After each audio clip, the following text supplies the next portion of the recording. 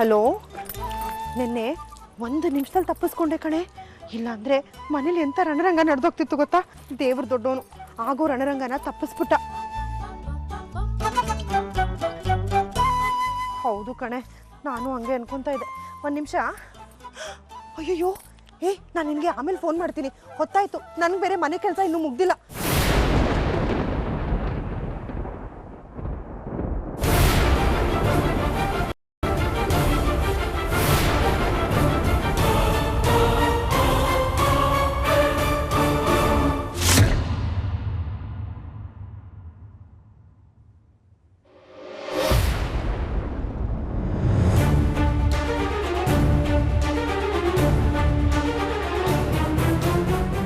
ಗೊತ್ತಾಗಿಲ್ಲ ಅಣ್ಣ, ದಯವಿಟ್ಟು ಕ್ಷಮಿಸ್ಬಿಡೋಣ.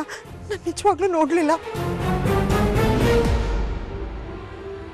ಗಿರ್ಜಾ,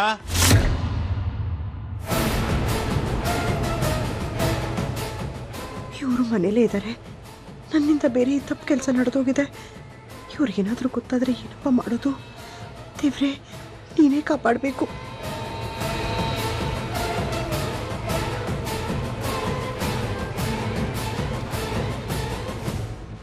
ಒಳ್ಳೆ ಕೆಲಸ ಕೊಟ್ಟಿದ್ವಿ, ಹಾಳು ಮಾಡ್ಬಿಟ್ಟಿಯಲ್ಲ. ಅಯ್ಯೋ ಅಣ್ಣ, ದಯವಿಟ್ಟು ಕಿರ್ಚಬೇಡ. ಅವ್ರಿಗೆ ಗೊತ್ತಾದ್ರೆ ದೊಡ್ಡ ರಾಧ ಅಂತ ಆಗುತ್ತೆ. ನನ್ನಿಂದ ತಪ್ಪಾಗಿದೆ, ದಯವಿಟ್ಟು ಕ್ಷಮಿಸ್ಬಿಡೋಣ. ಅಣ್ಣ ಬಂದಿದ್ದು ನಾನು ನಿಜವಾಗ್ಲೂ ನೋಡ್ಲಿಲ್ಲ. ನನ್ನ ಕೈ ತಪ್ಪಿಂದ ಆಗೋಯ್ತು. ಅಣ್ಣ, ನಿನ್ನ ಶರ್ಟ್ ಕೊಡು, ನಾನು 5 ನಿಮಿಷ ನಾನು ಹೋಗೋದು ತಂದು ಕೊಟ್ಬಿಡ್ತೀನಿ ಅಣ್ಣ. ನನಗೇನೋ ಇದು ಕೈ ತಪ್ಪಾದಂಗಿಲ್ಲ, ಬೇಕು ಅಂತಾನೆ ಮಾಡ್ದಂಗೆ ಅನ್ನಿಸ್ತಿದೆ. ಯಾಕದಕ್ಕೆ ಹಾಗೆ ಹೇಳ್ತಿದ್ದೀರಾ? ನಿಜವಾಗ್ಲೂ ನಾನು ಬೇಕು ಅಂತ ಮಾಡ್ಲಿಲ್ಲ ಅದಕ್ಕೆ. ಯಾಕೆ ಅಂದ್ರೆ ಈ ನೆಪದಲ್ಲಾದ್ರೂ ಮನೆಯವ್ರ ಕಣ್ ತಪ್ಸಿ ಅಣ್ಣಂದಿರ ಜೊತೆ ಮಾತಾಡ್ಬೇಕು ಅಂತ ತಾನೇ. ಇದೊಳ್ಳೆ ಚೆನ್ನಾಗಿದೆ ಗಿರಿಜಾ. ಬಾವನ್ ಮೇಲೆ ಬೇಕು ಅಂತ ಸಗಣಿ ಎರ್ಚೋದು, ಆಮೇಲೆ ಅಯ್ಯೋ ಅಣ್ಣ ಕೈ ತಪ್ಪಾಗೋಯ್ತು, ನನ್ನ ಕ್ಷಮಿಸಿ, ಸಾರಿ ಅಂತ ಕೇಳೋದು. ತಂಗಿ ಕಣ್ಣೀರ್ ಹಾಕ್ತಿದ್ದಾಳೆ ಅಂತ ಬಾವನು ನನ್ನ ಗಂಡನ ಮನ್ಸು ಕರ್ಗೋಗಿ ನಿನ್ನ ಹತ್ರ ಸೇರಿಸ್ಕೋತಾರೆ ಅಂತನಾ?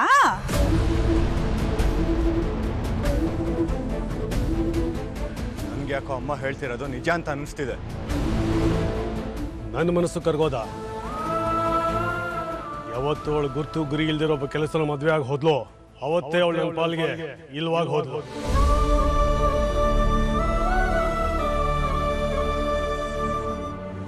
30 ವರ್ಷ ಹಿಂದೆ ತುಂಡಾದ ಸಂಬಂಧನ ಒಂದು ಕ್ಷಮೆಯಿಂದ ಸರಿಯಾಗುತ್ತೆ ಅಂತ ಅವಳು ಅನ್ಕೊಂಡಿದ್ರೆ ಆ ಪ್ರಯತ್ನ ಇಲ್ಲಿಗೆ ಬಿಡಕ್ ಹೇಳೋ. ಈ ಜನ್ಮದಲ್ಲಿ ಅವಳ ತಂಗಿ ಅಂತ ಒಪ್ಕೊಳ್ಳಲ್ಲ.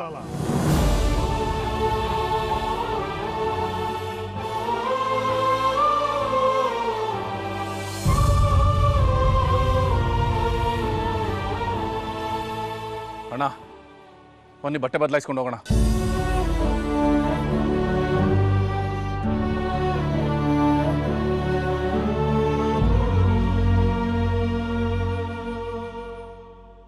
ಅಮ್ಮ,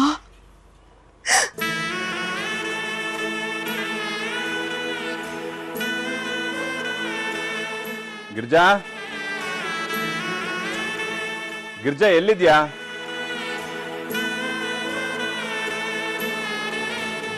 ಗಿರ್ಜಾ ನಿಂತ್ಕೋ. ಆಗ್ಲಿಂದ ಕರಿತಾ ಇದ್ದೀನಿ, ಏನ್ ಮಾಡ್ತಾ ಇದ್ದೆ? ಅದು ಹೊರಗಡೆ ಸಗಣಿಯಿಂದ ಅಂಗ್ಲ ಸಾರಿಸ್ತಾ ಇದ್ದೀರಿ. ನನ್ನ ಕಡೆ ನೋಡು,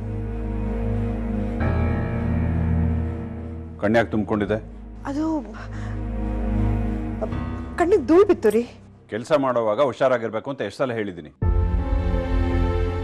ಹೋಗು, ಕಣ್ ತೊಳ್ಕೊ. ಆಯ್ತು ರೀ.